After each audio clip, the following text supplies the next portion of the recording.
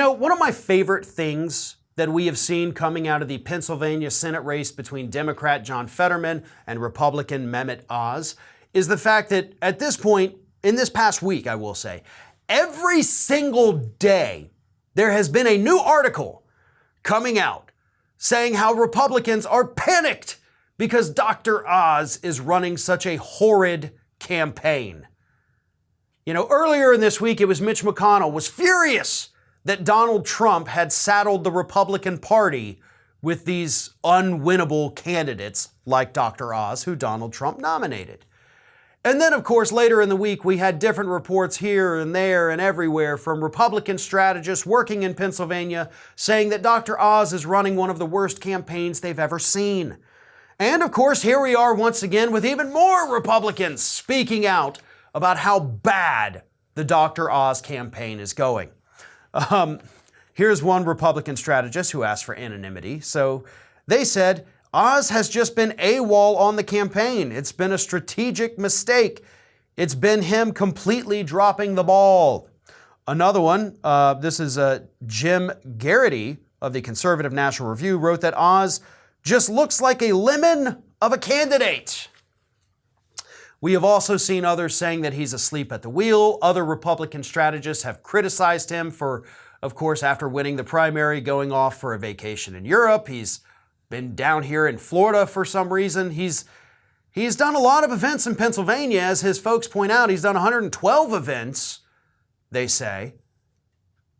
But he is getting absolutely demolished, both in fundraising and in the polls, by John Fetterman. And even with all of the positive coverage that Oz is getting on Fox News, right? He went on Wednesday of this week, did a segment with them, and during the segment, they're throwing up pictures of Fetterman next to him. One of them had his head photoshopped on a baby. One of them had him next to Uncle Fester from the Addams Family. Like, they're doing everything they can to make Fetterman look bad and Oz look better. And what's the end result? Well, the latest poll shows Fetterman up by 14 points, which is up from the 11 points that he was on the last poll, which is up from the 9 points from the previous poll. Everything Oz does backfires because Oz is not good at this. This is not where his expertise is. He's a snake oil salesman, not a politician. And I know there's not a whole heck of a lot of, room between the two things, but still, Oz isn't good. He's not a good candidate. He's not likable. He's not even from the state of Pennsylvania, which of course is one of the big things that Fetterman has been trolling him with. And people simply don't like him. He won the Republican primary with roughly a third of the vote. I think a little under a third of the vote. A third! And it had to go to a recount. He barely won. He got the Trump endorsement, yeah, but that is not helping him one bit. He keeps trying to compare John Fetterman to Bernie Sanders. Bernie Sanders, who, by the way, is still the most popular politician in the United States. So comparing somebody to the most popular person, probably not a good idea. Saying, oh, look, he's just like this guy that everybody loves. You're campaigning for him at that point instead of campaigning against him.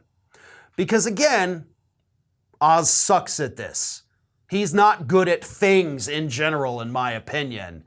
And it's going to be hilarious to watch in these coming weeks and months, right? 3 months till the election. We're going to see Republicans come out there more and more panicked, more and more talking about how he's a horrible candidate, more and more blaming Donald Trump like Mitch McConnell did. And it's not going to help them at all because you reap what you sow. This is basically your fault at this point. Y'all let this happen. You could have gotten Trump out of your party. You had 2 impeachment chances to do it and you failed. You could have done it after the insurrection, even if you didn't want to impeach him. You could have ostracized him from the party when he left office. You didn't. So this candidate is not just Donald Trump's fault. It's not just Fox News' fault. It's Mitch McConnell's fault. It's everybody in the Republican Party's fault. And it's going to be hilarious to watch you lose that formerly Republican-controlled seat, all because you couldn't take care of your own party and you let this wacko get the nomination. This is Hattie. Hattie wants to know why you have not subscribed to our channel. You obviously like our videos, so do us a favor and subscribe.